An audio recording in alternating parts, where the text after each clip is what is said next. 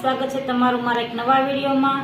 તો આજે બનાવી રહ્યા છીએ આપણે સતરદશીમાં બનતા 7 ધાનના વડા। તો મારો વિડીયો પસંદ આવે તો લાઈક કરજો, શેર કરજો અને ચેનલને સબસ્ક્રાઈબ કરજો।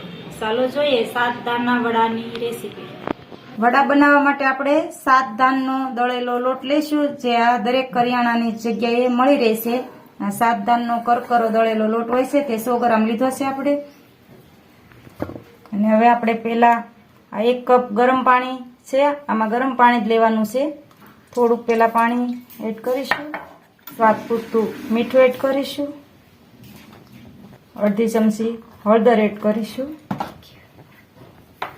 હવે મિક્સ કરી લેશું। હવે જે આપણે આ લોટ લીધો છે તેને એડ કરી દઈશું,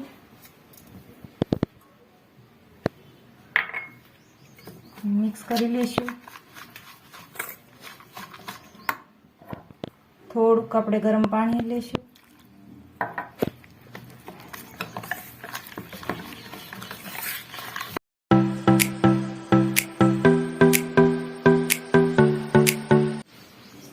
હવે આપણે હાથની મદદથી આ રીતે આપણે મિક્સ કરી લઈશું। અને બહુ કડક કે બહુ એકદમ ઢીલું નથી રાખી દેવાનું, આ રીતે રાખી આ રીતે કરી લઈશું। અને હવે 6 થી 7 કલાક આને એમને પલળવા દઈશું। આમાં આપણે 1 કપ ગરમ પાણી લીધું હતું, એમાંથી આ 2 ચમચી જેટલું પાણી વધ્યું છે, પોણો કપ જેટલું પાણી આપણે આમાં જોયું છે।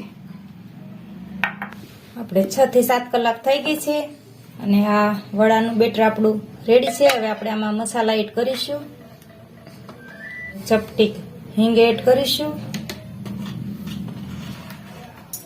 અડધી ચમચી ધાણા જીરું પાવડર, અડધી ચમચી આખું જીરું, 2 નંગ મરચાના ઝીણા ટુકડા કરી લીધા છે તેને એડ કરી દઈશું,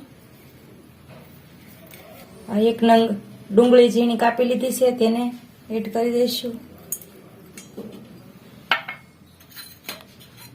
અને ઝીણી કોથમરી સમારેલી છે તેને એડ કરી દઈશું। હવે પેલા બધું મિક્સ કરી લઈશું આ રીતે।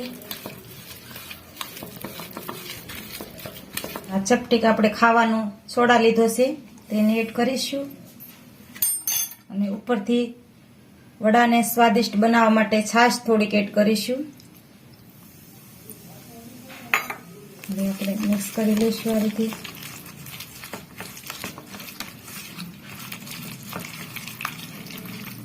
બનીને રેડી છે આપણું બેટર। હવે આપણે આના વડા બનાવીશું।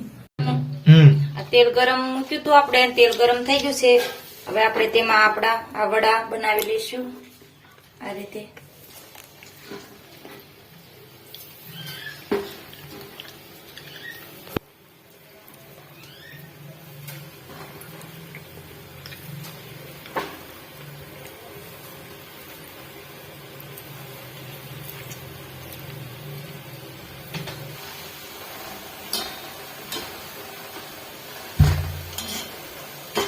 થોડી વાર માટે આપણે આને ઢળાવા દઈશું।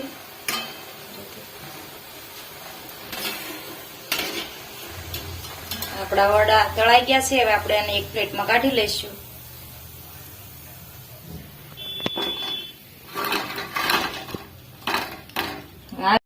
આ જ રીતે બધા વડાને બનાવી લઈશું।